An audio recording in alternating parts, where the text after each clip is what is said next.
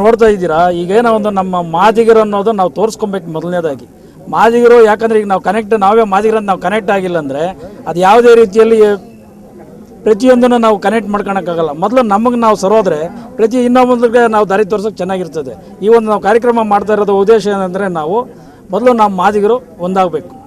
ಆಮೇಲೆ ಈ ವಿಚಾರ ನಾವು 2 ತಿಂಗಳಿಂದ 3 ತಿಂಗಳಿಂದ ಮಾಹಿತಿಗಳು ಕೊಡ್ತಾ ಇದ್ದೀವಿ.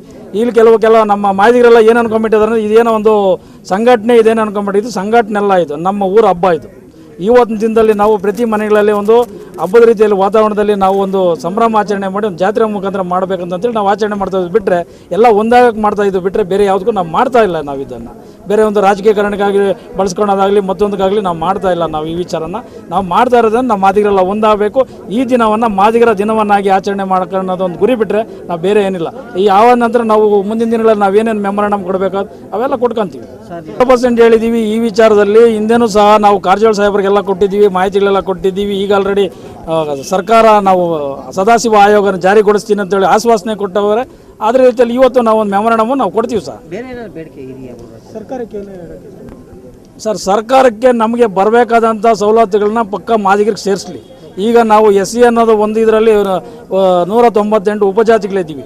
ಅದರಲ್ಲಿ ನಮ್ಮದೇ ಆದಂಥ ಮಾದಿಗ ಜಾತಿಗೆ ಬಂದುಬಿಟ್ಟು ಕರ್ನಾಟಕ ರಾಜ್ಯದಲ್ಲಿ 80 ಲಕ್ಷ ಜನ ಇದ್ದೀವಿ. ನಾವು ಭಾರತ ದೇಶದಲ್ಲಿ ಬಂದುಬಿಟ್ರೆ 25 ಕೋಟಿ ಜನ ಇದ್ದೀವಿ. ನಾವು ಇವತ್ತು ನಮಗೆ ಏನಾದರೂ ರಿಸರ್ವೇಷನ್ ಸಿಗಬೇಕಾದ್ರೆ ನಮಗೆ 80% ಇರೋಂಥ ಬೇರೆಯವ್ರಿಗೂ ಸಿಗ್ತದೆ, ಈಗ ಇನ್ನೊಬ್ರಿಗೆ ಸಿಗ್ತಾ ಇದೆ. ಇವತ್ತು 80 ಲಕ್ಷ ಜನ ಇರೋರಿಗೆ ನಮ್ಗೆ ಯಾಕೆ ಸಿಗಬಾರ್ದು? ನಮ್ಗೇನು ಸಿಗಬೇಕಂದ್ರೆ ನಮ್ಗೆ ವ್ಯವಸ್ಥಿತವಾಗಿ ನಮ್ಗೆ ಸಿಗಲಿ. ಈಗಾಗಲೇ ಅಂಬೇಡ್ಕರ್ ಅಭಿವೃದ್ಧಿ ನಿಗಮ ಬೇರೆ ಸೋದರಿಗೆ ಆಗಿದೆ, ಅವ್ರು ತೊಗೊಂಡ್ಲಿ. ಈಗ ಆದಿಜಾಂಬ ಅಭಿವೃದ್ಧಿ ನಮಗಾಗಿದೆ, ನಮ್ಗೆ ತೊಗೊಳಕ್ಕೆ ವ್ಯವಸ್ಥಿತವಾಗಲಿ. ನಮ್ಮಲ್ಲಿ ತೊಗೊಂಡವ್ರೆ ತೊಗೊಳೋದು ಬೇಡ, ತಗೊಂಡಿದ್ದವರು ನಿರ್ಗತಿ ಬಡವರಿಗೂ ಸಿಗಬೇಕನ್ನೋದು ನಮ್ಮ ಒಂದು ವಿಚಾರ ಆಗಿರ್ತದೆ ಸರ್.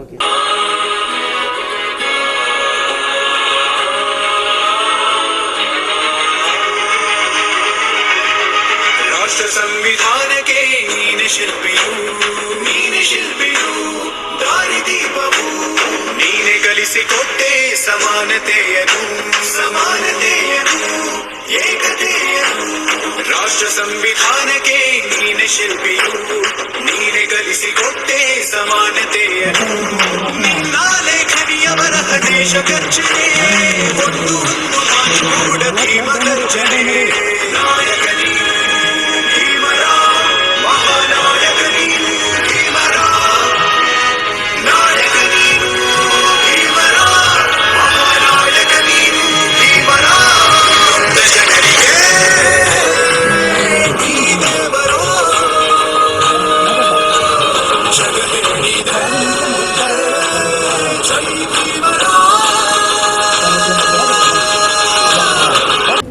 ಮಾದಿಗ ಒಂದು ಮಿತ್ರರೇ, ಇವತ್ತು ಜೈ ಮಾದಿಗ ಮೋದಿಗರ ವೇದಿಕೆಯ ವತಿಯಿಂದ ಇವತ್ತು ಕರ್ನಾಟಕ ರಾಜ್ಯದ ವತಿಯಿಂದ ಇವತ್ತು 3ನೇ ವರ್ಷದ ವಾರ್ಷಿಕೋತ್ಸವವನ್ನು ಹಮ್ಮಿಕೊಂಡಿದ್ದೀವಿ.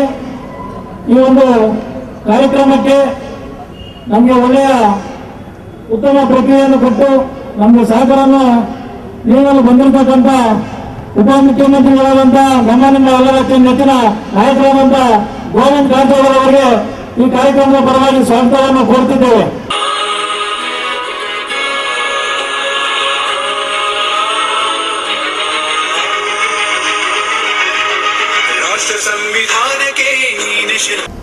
ಸಮಾಜದ ಎಲ್ಲ ಗೌರವಾನ್ವಿತ ಅತಿಥಿಗಳೇ, ಪದಾಧಿಕಾರಿಗಳೇ,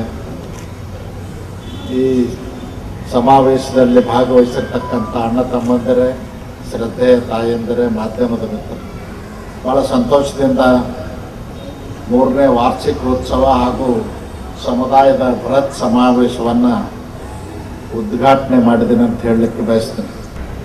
ಮದುವೆಗಳಿಗೆ ಒಂದು ಮಾತನ್ನು ಹೇಳಲಿಕ್ಕೆ ಬಯಸ್ತೇನೆ, ಇದು ರಾಜಕೀಯ ವೇದಿಕೆ ಅಲ್ಲ, ಸಮುದಾಯದ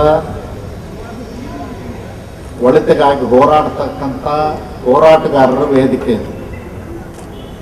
ನಮ್ಮ ಸರ್ಕಾರ ದೇಶದಲ್ಲಿ ಸನ್ಮಾನ್ಯ ಶ್ರೀ ಪ್ರಧಾನಮಂತ್ರಿಗಳಾದ ಮೋದಿಜಿ ಅವರ ಸರ್ಕಾರ ಮತ್ತು ರಾಜ್ಯದಲ್ಲಿ ಮುಖ್ಯಮಂತ್ರಿಗಳಾದ ಯಡಿಯೂರಪ್ಪನವ್ರ ಸರ್ಕಾರ ಸಾಮಾಜಿಕ ನ್ಯಾಯಕ್ಕೆ ಬದ್ಧವಾಗಿರ್ತಕ್ಕಂಥ ಸರ್ಕಾರ, ಎಲ್ಲ ವರ್ಗಗಳಿಗೂ ಕೂಡ ಸಾಮಾಜಿಕ ನ್ಯಾಯವನ್ನು ಒದಗಿಸಿಕೊಡ್ಬೇಕು ಅಂತಕ್ಕಂಥ ಬದ್ಧತೆ ಇರ್ತಕ್ಕಂಥ ಸರ್ಕಾರ.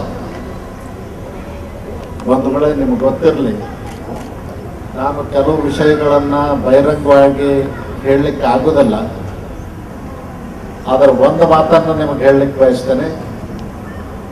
ದೇಶದ ಸನ್ಮಾನ್ಯ ಪ್ರಧಾನಮಂತ್ರಿಗಳಾದ ನರೇಂದ್ರ ಮೋದಿಜಿಯವ್ರ ಸರ್ಕಾರ ಮತ್ತು ಯಡಿಯೂರಪ್ಪನವ್ರ ಸರ್ಕಾರ ಪರಿಶಿಷ್ಟ ಜಾತಿಯಲ್ಲಿ ಬರ್ತಕ್ಕಂಥ ಪ್ರತಿಯೊಂದು ಸಮುದಾಯಕ್ಕೂ ಕೂಡ ಅವ್ರವ್ರ ಪಾಲು ಅವ್ರಿಗೆ ಸಿಗಬೇಕು, ನ್ಯಾಯವಾದಂಥ ಅವರ ಬೇಡಿಕೆಯನ್ನು ಈಡೇರಿಸಬೇಕಂತಕ್ಕಂಥ ಹಂಬಲದಿಂದ ಕೆಲಸ ಮಾಡ್ತಕ್ಕಂಥ ಸರ್ಕಾರ.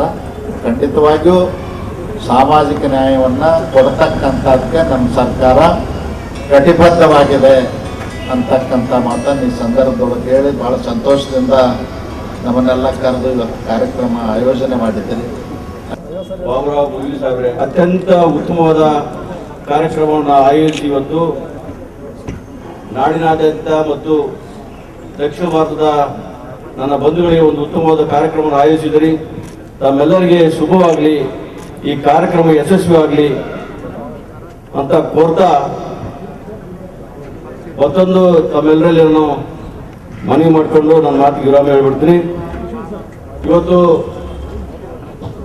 ನಮ್ಮ ಸಮಾಜದ ಅತ್ಯಂತ ಕಟ್ಟಕಡೆಯ ಸಮಾಜವಾಗಿರ್ತಕ್ಕಂಥ ಸಫಾಯಿ ಕರ್ಮಚಾರಿಗಳ ಶ್ರೇಯೋಭಿವೃದ್ಧಿಗಾಗಿ ಕರ್ನಾಟಕ ರಾಜ್ಯ ಸಫಾಯಿ ಕರ್ಮಚಾರಿ ಅಭಿವೃದ್ಧಿ ನಿಗಮವನ್ನು ರಚನೆ ಮಾಡಿ ಆ ನಿಗಮದ ಅಧ್ಯಕ್ಷನಾಗಿ ನೇಮಕ ಮಾಡಿ ಸಫಾಯಿ ಕರ್ಮಚಾರಿಗಳ ನನ್ನ ಬಂಧುಗಳ ಸೇವೆಯನ್ನ ಮಾಡಲಿಕ್ಕೆ ಅವಕಾಶ ಮಾಡಿಕೊಟ್ಟಿರ್ತಕ್ಕಂಥ ಸನ್ಮಾನ್ಯ ಮುಖ್ಯಮಂತ್ರಿಗಳು ಮತ್ತು ನಮ್ಮ ನಾಯಕರಾಗಿರ್ತಕ್ಕಂಥ ಯಡಿಯೂರಪ್ಪನವ್ರ ಸಾಹೇಬರಿಗೆ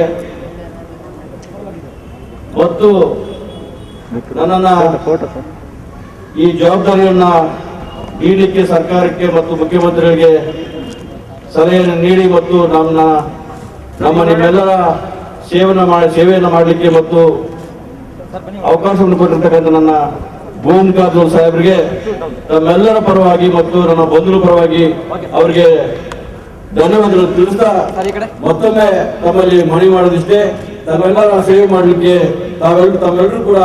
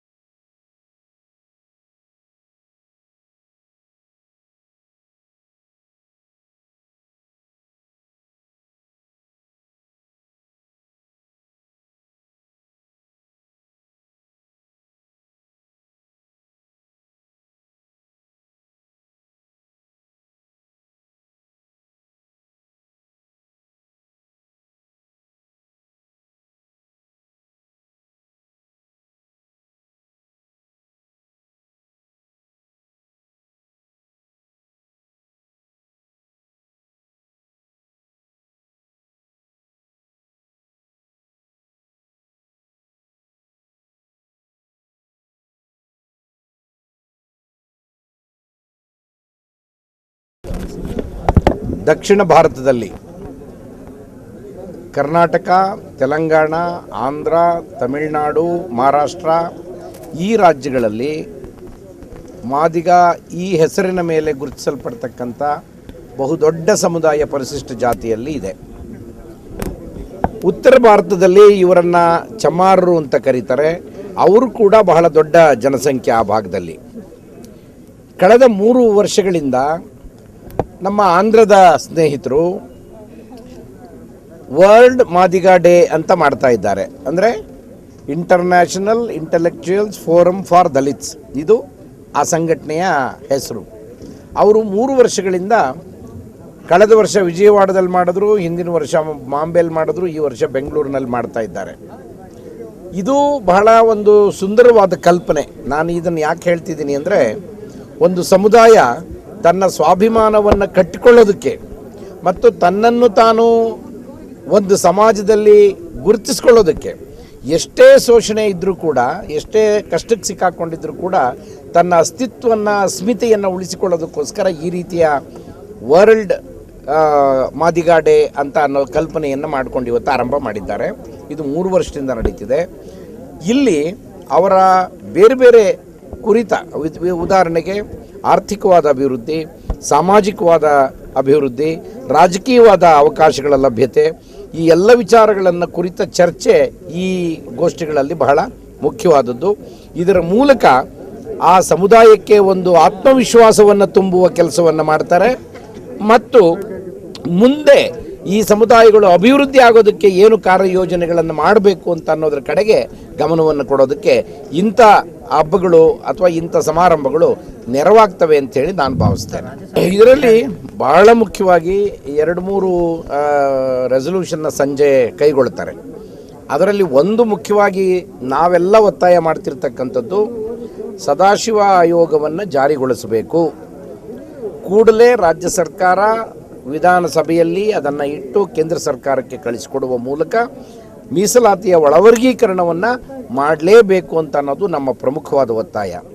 ಎರಡನೆಯದು, ಈ ಸಮುದಾಯಗಳ ಆರ್ಥಿಕ ಅಭಿವೃದ್ಧಿಗೆ ಈಗಾಗಲೇ ಆದಿಜಾಂಬೋ ಅಭಿವೃದ್ಧಿ ನಿಗಮ ಇದೆ, ಸಫಾಯಿ ಕರ್ಮಚಾರಿ ಅಭಿವೃದ್ಧಿ ನಿಗಮ ಇದೆ.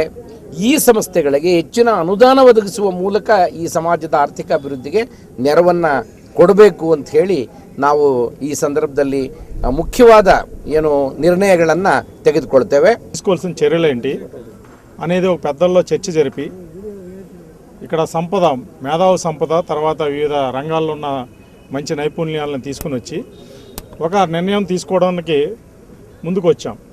ఆ నిర్ణయంలో భాగంగా కొంతమంది మేధావులు మాకు కొన్ని పాయింట్స్ చెప్తున్నారు. ఆ పాయింట్స్ 10 కమాండ్మెంట్స్గా మనం తీసుకుని ఖచ్చితంగా కమ్యూనిటీని ఒక 10 సంవత్సరాలు గ్రౌండ్ వర్క్లో ఏ రిజల్ట్స్ తెస్తామనేది ఈవినింగ్ లోపు మేము చర్చించుకుని ఒక నిర్ణయానికి వచ్చి ప్రకటిస్తాం. ఎందుకంటే హ్యూమన్ రిసోర్సులు అత్యధికంగా ఉన్న మాదిగలు మరి శక్తివంతమైన అవ్వాల్సిన అవసరం ఉంది. ఇది దేశానికి కూడా మంచిది. మనం ఏమనుకున్నాం అంటే మాదిగల డెవలప్మెంట్ అంటే ఏదో పక్కన వాళ్ళకి వాళ్ళు చేసుకుంటున్నారని మిగిలిన వాళ్ళు అనుకునే అవకాశం ఉంది. కానీ మాదిగల డెవలప్మెంట్ భారతదేశంలో భాగం కాబట్టి మాదిగలు డెవలప్ అయినా భారతదేశం కూడా డెవలప్ అయినట్టే. సో అదేవిధంగా ప్రపంచంలోనే అత్యధిక జనాభా కలిగిన ఒక కులంగా ఉన్న మాదిగలు ఇక్కడ మేము ప్రపంచ రిసోర్సెస్గా ఒక శక్తిగా కనిపించే ప్రయత్నంలో భాగమే ఈ మీటింగు.